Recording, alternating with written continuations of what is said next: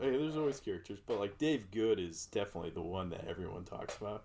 You know, he wears a little name badge that says The Voice. He's a character. I mean, he's one that someone should sit down and have a conversation with, because they don't make a lot like him. He's rather unique. He's got that voice, and he makes the announcements, and he loves the fair. I started the TSC Barnyard with Denny Steinover. And the first year I had a sow with baby pigs, but Mike Summers wanted to kiss a pig. So I brought one of the little pigs in, and he kissed a pig on the air. And that was, oh gosh, what did he say, almost 30 years ago? That was Mike's first year out there too. So, and it just started as Farmer Dave. Yeah, every year. The original Farmer Dave was Dave Bagnall on the radio, because Mike went out and combine with him. But then I got it with me always wearing the bibs. And I brought that pig in. He said, Farmer Dave's here. And that's just how it stuck, me and Mike. I mean, we can't go anywhere. We still can't go anywhere. You know, we have to, wherever we go, I have to wear the bibs. But yeah, that's how that started. And it's just gradually grew into an unbelievable thing through the fair. I mean, we do the 445 fair, Farm Fair Report with Farmer Dave. And we talk about what's going on at the fair. I try to get real excited and talk like this, you know, and everything. Mm-hmm. And just make people think. And then we also do the 510 fair foods with Farmer Dave and Mike.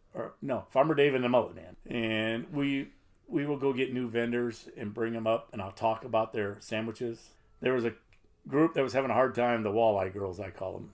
And I knew them from other fairs because I travel. I do probably 14 fairs a year. So I got to, and we talked about it in the air, and I went back 2 days later, and I asked them, I go, how's business? She goes, oh my gosh, it's great. We don't know. Who's this Farmer Dave? Everybody keeps coming up and says, Farmer Dave. And I walked up and I had my name tag. It says, Farmer Dave, voice of the fair. Mm-hmm. She goes, oh my gosh, it just helps so much. So I go around and talk about all different, 10 days, I talk about different food, and we have a bite of it. And it's kind of neat what some things you can come to. You know what I mean? If you knew Carl Hefner with the fair, you just couldn't forget him. And I would say in anything I ever did with Carl, there was nothing that he wouldn't do for our fair. I think it was funny. One night, we're at the tractor pull. All of a sudden, over the PA, Dave Good, you need to go to the fair office. What the hell am I going to the fair office?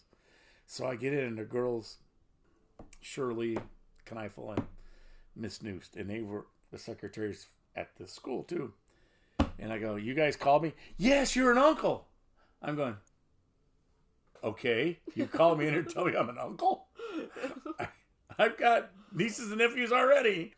I'm going back to the tractor pull. They're looking at me like, Carl's going, I told you he didn't give a shit. I almost fell off walked out the door, almost fell over. Told you he didn't give a shit. Carl was honest.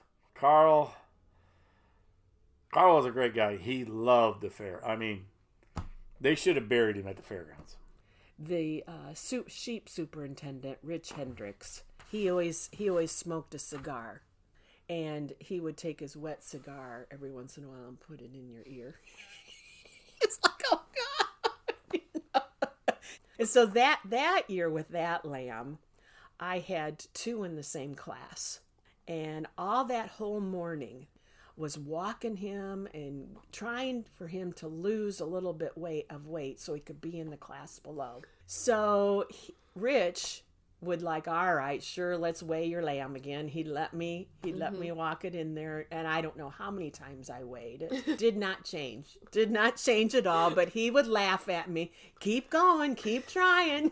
And what I should have done is the other one, I should have probably let it have a whole bunch of water and food and tried to get it up a pound. Mm-hmm. So